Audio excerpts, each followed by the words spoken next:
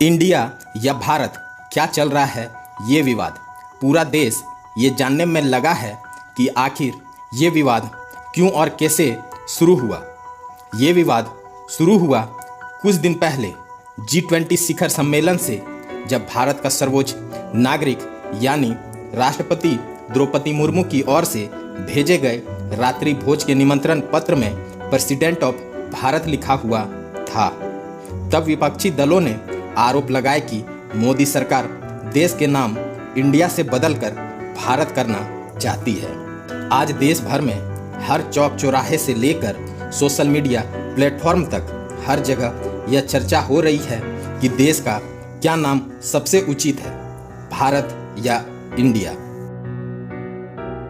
अगर इतिहास के पन्नों को पलटते हैं तो स्पष्ट होता है कि पहले संविधान निर्माताओं ने इसमें देश के लिए भारत शब्द का प्रयोग नहीं किया था, केवल इंडिया शब्द का प्रयोग किया गया था। इस पर कई सदस्यों ने उस टाइम भी आपत्ति जताई थी। संविधान का अनुच्छेद 1 देश के नाम को स्पष्ट करता है, जिसमें लिखा हुआ है इंडिया, दैट इज भारत। अगर इस सेंटेंस पर गौर करें तो इसमें दोनों नाम शामिल हैं, भारत और इंडिया। किंतु हजारों वर्ष पुराने भारत के बजाय जब अंग्रेजीकरण किए गए थे, तब इंडिया नाम को ही प्राथमिकता दी गई थी। इसके बाद देश के नाम पर संविधान सभा में जबरदस्त बहस से सहमति हुई।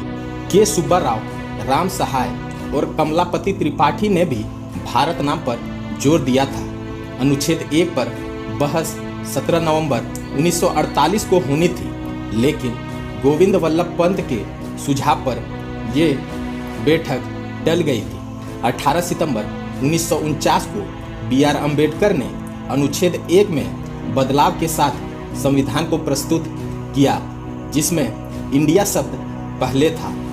उस समय भी कई सदस्यों ने इस नामकरण व्यवस्था से सहमत नहीं थे। संविधान सभा के सदस्य HB कामत ने भारत शब्द को पहले रखने पर जोर दिया।